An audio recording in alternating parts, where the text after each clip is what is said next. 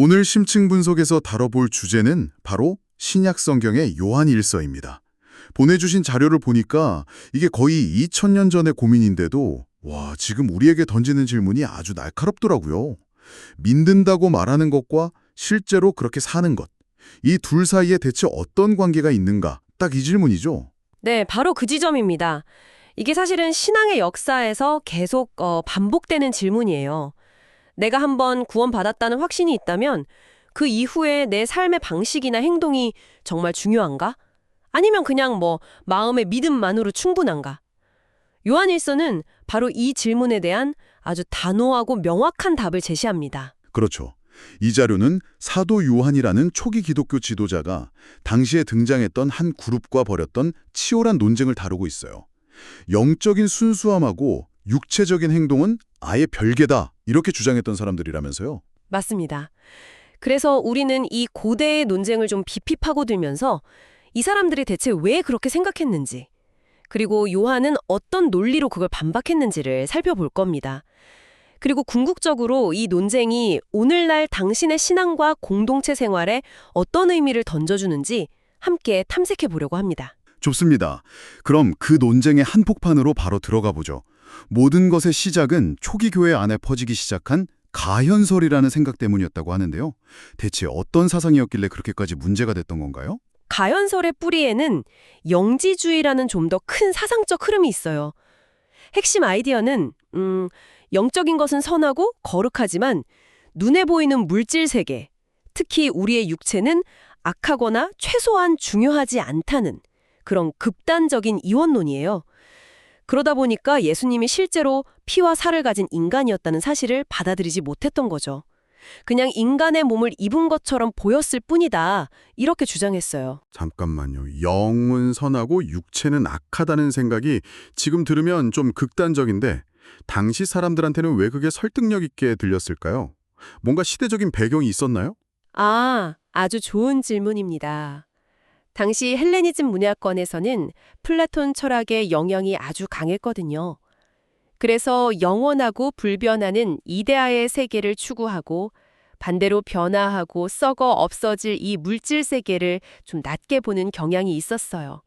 이런 배경 속에서 영지주의는 뭔가 더 고상하고 철학적인 형태의 신앙처럼 보였던 거죠. 아하. 육체의 욕망이나 고통 같은 이런 지저분한 문제들에서 벗어나서 순수한 영의 세계로 갈 수 있다. 이 메시지가 굉장히 매력적으로 들렸을 겁니다. 그러니까 혼란스러운 현실에서 벗어나고 싶은 사람들한테는 일종의 영적인 탈출구처럼 느껴졌겠네요. 그런데 이 생각이 죄를 바라보는 관점에 아주 큰 영향을 미쳤다고요. 그렇습니다. 육체는 어차피 더럽고 중요하지 않은 껍데기다, 이렇게 생각해 버리니까요. 몸으로 무슨 짓을 하든 그건 내 순수한 영혼과는 상관없는 일이 되어버리는 겁니다. 내 영은 이미 구원받았으니 내 몸이 저지르는 죄는 영혼에 아무런 영향을 미치지 못한다, 이런 논리죠. 듣고 보니 굉장히 위험한 생각이네요. 이때 사도 요한이 아주 강력하고 단순한 한 문장으로 이 모든 주장을 반박했다고 자료는 설명합니다. 바로 요한일서 1장 5절. 하나님은 빛이시요 그분 안에는 어둠이 전혀 없습니다. 네, 이 선언이 모든 논쟁의 기초입니다. 해설서는 여기서 빛이 단순히 선함이나 거룩함을 나타내는 비유가 아니라고 강조해요. 이건 하나님의 본질에 대한 선언인 거예요. 하나님의 통치, 그분의 선하심이 미치지 않는 영역은 우주에 단 한 군데도 없다, 이런 뜻이죠. 내 육체는 어두움의 영역이라 하나님과 상관없다는 식의 주장이 끼어들 틈을 아예 원천적으로 차단해버리는 겁니다. 그렇군요. 이 빛과 어둠이라는 강력한 대립구도를 딱 설정하고 나서 요한은 가현설주의자들의 구체적인 주장 3가지를 하나씩 반박하기 시작하는군요. 첫 번째가 바로 우리는 하나님과 사귐이 있다고 말하면서 실제로는 어둠 속에서 사는 경우였죠. 맞습니다. 해설서는 이걸 오늘날의 언어로 아주 적나라하게 번역해줬어요. 나는 예수님을 믿으니까 내 삶은 내 맘대로 살아도 괜찮아. 바로 이 태도와 똑같다는 거죠. 요한은 이걸 단호하게 거짓말이라고 규정합니다. 그리고 진리를 행하지 않는 것이라고 말하죠. 자료를 보니까 요한의 서신에 진리라는 단어가 무려 20번이나 등장한다고 하더군요. 요한에게 진리는 그냥 머리로 동의하는 교리가 아니라 삶으로 살아내야 하는 실체였던 거네요. 바로 그겁니다. 진리는 우리 인격 전체를 관통하는 하나님의 살아있는 계시인 거죠. 그런데 여기서 정말 흥미로운 반전이 나옵니다. 그럼 어둠 속에서 사는 것의 반대, 즉 빛 가운데 행하는 것은 구체적으로 뭘까요? 보통은 혼자 경건하게 기도하고 묵상하는 모습을 떠올리기 쉽잖아요. 그렇죠. 보통은 개인적인 경건 생활을 생각하게 되죠. 그런데 요한은 전혀 다른 답을 내놓습니다. 요한일서 1장 7절을 보면 우리가 빛 가운데 행하면 우리가 서로 사귐이 있고 그 결과로 예수님의 피가 우리를 모든 죄에서 깨끗하게 하신다고 말해요. 네. 개인의 경건이 아니라 서로 사귐, 즉 공동체적 관계를 이야기하는 겁니다. 와, 이건 정말 생각지도 못한 연결인데요. 보통 성화는 조용히 혼자 기도하면서 이루어진다고 생각하기 쉬운데 오히려 다른 사람들이랑 부대끼면서 깨끗해진다는 거잖아요. 이건 통념을 완전히 뒤집는 아이디어네요. 그렇죠. 해설서가 여기서 든 세탁기 비유가 그래서 더 와닿습니다. 아주 적절한 비유죠. 세탁기 안에 빨래들이 서로 부딪히고 쓸리고 얽히면서 때가 빠지는 것처럼 우리의 죄와 모난 부분들이 거룩한 공동체 안에서 다른 사람들과의 관계를 통해 다듬어지고 씻겨나간다는 통찰입니다. 구원은 개인의 결단으로 시작될 수 있지만 죄의 영향력에서 벗어나 거룩하게 변화되는 과정, 즉 성화는 결코 혼자 이룰 수 없다는 걸 보여주는 거죠. 알겠습니다. 그러니까 첫 번째 거짓말, 믿음과 행동은 별개라는 주장에 대해 요한은 아니, 진정한 믿음은 공동체 안에서의 사귐으로 나타나고 그 안에서 우리는 깨끗해진다고 답한 거군요. 그런데 이 사람들은 여기서 멈추지 않고 한술 더 떴다고요. 네, 훨씬 더 교묘하고 오만한 주장으로 나아갑니다. 두 번째 주장은 8절에 나오는 우리가 죄가 없다고 말하면입니다. 이건 한 번 구원받은 사람은 더 이상 죄와 상관없는 존재가 되었다는 일종의 신분 상승 선언 같은 거예요. 자료에 나온 현대적 비유가 정말 날카롭던데요. 법의 관대함을 악용해서 더 큰 죄를 저지르면서도 나는 법적으로 괜찮아 라고 말하는 나쁜 촉법소년들 같다는 비유요. 섬뜩할 정도로 정확한 비유입니다. 자신의 행동에 대한 책임을 완전히 회피하는 태도죠. 요한은 이런 주장에 대해 스스로를 속이는 것이고 진리가 그 속에 없는 것이라고 일침을 가합니다. 그리고 이에 대한 유일한 해독제로 자백을 제시하죠. 만일 우리가 우리 죄를 자백하면 하나님은 신실하고 의로우셔서 우리 죄를 용서하시고 모든 불의에서 우리를 깨끗하게 하실 것이라고요. 그런데 이 자백도 우리가 흔히 생각하는 것과는 좀 다른 개념이라고요. 보통은 골방에서 혼자 하나님께 잘못했습니다 하고 고백하는 걸 떠올리는데 해설서는 야고보서에 서로에게 죄를 고백하며 라는 구절이나 주기도문을 근거로 들면서 이 자백이 본질적으로 공동체적인 행위임을 강조하더라고요. 솔직히 이건 좀 부담스럽게 들리는데요. 그렇죠. 굉장히 도전적인 생각입니다. 오늘날처럼 개인의 사생활을 중시하는 문화에서는 더더욱 그렇고요. 제 약점을 다른 사람에게 다 이야기했다가 그게 소문이라도 나면 어떡하나 혹은 그걸 약점 잡히면 어떡하나 걱정되는 게 당연합니다. 맞아요. 너무 이상적인 이야기 아닐까요? 그럴 수 있습니다. 그래서 여기서 전제되는 것이 바로 앞에서 말한 사귐이 있는 공동체, 즉 신뢰가 형성된 공동체입니다. 진정한 기독교 공동체는 서로의 연약함을 드러내는 것을 두려워하지 않는 곳이라는 거죠. 아, 우리가 서로에게 가면을 벗고 자신의 실패와 약점을 인정할 때 비로소 서로가 그 문제로부터 벗어나도록 진심으로 돕고 기도해 줄 수 있다는 겁니다. 이것이 바로 세탁기가 실제로 작동하는 방식인 셈이죠. 혼자서는 결코 얻을 수 없는 치유와 회복이 그 안에 있다는 것이 요한의 주장입니다. 그렇군요. 공동체 안에서의 솔직한 고백이 전제되어야 하는군요. 그럼 이제 세 번째 주장으로 넘어가 보죠. 우리가 죄를 짓지 않았다는 건데요. 방금 살펴본 죄가 없다는 주장과 비슷해 보이는데 어떻게 다른 건가요? 미묘하지만 아주 중요한 차이가 있습니다. 해설서가 지적하듯이 이건 그들의 영유기원론이라는 핵심 사상으로 다시 돌아가는 거예요. 내 육체가 어쩌다 실수했을지는 몰라도 순수하고 신성한 나의 영혼은 죄를 짓지 않았다. 이렇게 발뺌하는 것에 가깝습니다.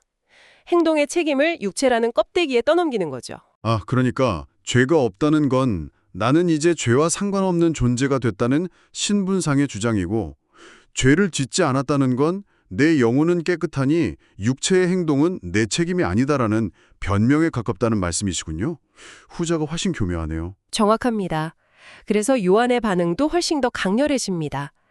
이런 주장은 단순히 스스로를 속이는 걸 넘어 하나님을 거짓말쟁이로 만드는 것이라고 선언해요. 왜냐하면 하나님께서는 인간의 죄 문제를 해결하기 위해 자신의 아들 예수 그리스도를 이 땅에 보내셔서 실제 육체를 입고 피 흘려 죽게 하시는 방법을 선택하셨기 때문입니다. 그렇죠. 만약 우리의 죄가 그렇게 심각한 문제가 아니거나 영혼과 분리된 육체만의 문제였다면 예수님의 성육신과 십자가는 필요 없었을 겁니다. 결국 예수님의 희생이라는 하나님의 해결책 자체를 부정하는 셈이 되는 거군요. 그렇습니다. 하나님의 진단과 처방의 깊이와 넓이를 자기 마음대로 축소하고 제한하는 행위인 거죠. 그러니 하나님의 말씀이 그 사람 속에 있을 리가 만무한 겁니다. 알겠습니다. 지금까지 가연설주의자들의 세 가지 거짓 주장을 차례대로 살펴봤습니다. 믿음과 행동은 별개다. 나는 죄와 무관한 존재다. 내 영혼은 죄짓지 않았다. 요한은 이 주장들을 모두 논파하면서 진정한 신앙은 공동체 안에서의 사귐과 정직한 자백을 통해 나타난다고 역설했고요. 자, 그럼 이 모든 논쟁의 결론은 뭘까요? 이 엄중한 경고들 끝에 요한은 독자들을 어디로 이끌고 가나요? 여기서 분위기가 극적으로 전환됩니다. 본문이 2장으로 넘어가면서 요한은 갑자기 아주 따뜻한 목소리로 독자들을 불러요. 나의 자녀 여러분, 그리고 이렇게 말하죠. 내가 여러분에게 이렇게 쓰는 것은 여러분으로 하여금 죄를 짓지 않도록 하려는 것입니다. 지금까지의 엄격한 경고의 목적이 정죄가 아니라 죄로부터의 자유에 있었음을 분명히 하는 거죠. 그리고 곧바로 위로와 희망의 메시지를 주네요. 누가 죄를 짓더라도 우리에게는 아버지 앞에서 변호해 주시는 분이 계시는데 곧 의로우신 예수 그리스도이십니다. 네, 바로 은혜의 복음입니다. 우리가 죄와 싸워야 하지만 넘어져도 괜찮다는 겁니다. 우리 힘이 아니라 우리를 변호하시는 예수님 덕분에 다시 일어설 수 있다는 확신을 심어주는 거죠. 하지만 여기서 이야기가 끝나지 않습니다. 이것이 값싼 은혜가 아니라는 것을 보여주는 훨씬 더 큰 그림이 바로 다음 구절에 등장합니다. 바로 2절의 그 구절이군요. 그는 우리 죄를 위한 화목제물이니 우리만 위할 뿐 아니요 온 세상을 위한 것이다. 해설서는 이 구절을 원대한 비전이라고 부르던데 여기서 갑자기 시야가 확 넓어지는 느낌이 듭니다. 바로 그 지점입니다. 여기서 관점이 완전히 바뀌는 거예요. 지금까지는 계속 내 죄 문제, 내 구원 문제, 우리 공동체의 거룩한 문제에 머물러 있었잖아요. 맞아요. 그런데 갑자기 요한은 예수님의 죽음이 우리만을 위한 것이 아니라 온 세상을 위한 것이라고 선포합니다. 이건 정말 큰 전환점인데요. 자기 중심적인 신앙에서 완전히 벗어나는 순간이네요. 그렇습니다. 가현설주의자들의 신앙이 왜 그렇게 위용했는지에 대한 최종적인 답이 여기 있습니다. 그들의 신앙은 지극히 자기중심적이고 내향적이었어요. 내 영혼은 구원받았는가? 나는 영적으로 순수한가? 여기에만 몰두했죠. 하지만 요한이 제시하는 진짜 기독교 신앙의 목표는 단지 개인이 죄를 안 짓고 거룩게 지는 데서 끝나지 않습니다. 그건 시작일 뿐이에요. 최종 목표는 하나님의 용서와 은혜 안에서 확신을 얻은 신자가 이제는 시선을 밖으로 돌려서 깨어지고 아파하는 온 세상을 위한 하나님의 구원 계획에 동참하는 제자로 성숙해지는 것입니다. 결국 나는 구원받았나라는 질문에서 시작해서 하나님은 이 세상을 어떻게 회복시키기 원하시는가? 라는 훨씬 큰 질문으로 나아가는 과정이군요. 다시 모든 것이 사귐이라는 아이디어로 귀결되는 것 같습니다. 처음에는 공동체 안에서의 사귐이었는데 이제는 세상과의 사귐, 세상을 향한 책임으로 확장되는 거네요. 완벽한 정리입니다. 초기 교회 한복판에서 벌어졌던 이 신앙 논쟁이 단순히 교리 싸움이 아니었던 거죠.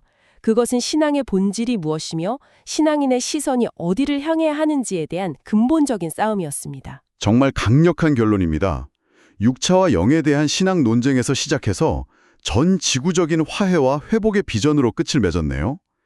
자신의 죄와 구원을 어떻게 보느냐가 결국 세상을 어떻게 대하는지로 직결된다는 말씀이 깊이 와닿습니다. 네, 오늘 우리가 나눈 이야기는 바로 그 연결고리를 보여줍니다. 신학은 결코 삶과 동떨어진 이론이 아니라 우리가 발딛고선 현실을 어떻게 살아낼 것인가에 대한 가장 실제적인 가이드라인인 셈이죠. 이 은혜를 들으신 당신이 한번 생각해 볼 만한 질문을 던져봅니다. 해설서는 죄를 고백하고 영적으로 성장하는 데 있어 신뢰에 기반한 공동체의 역할을 계속해서 강조했습니다.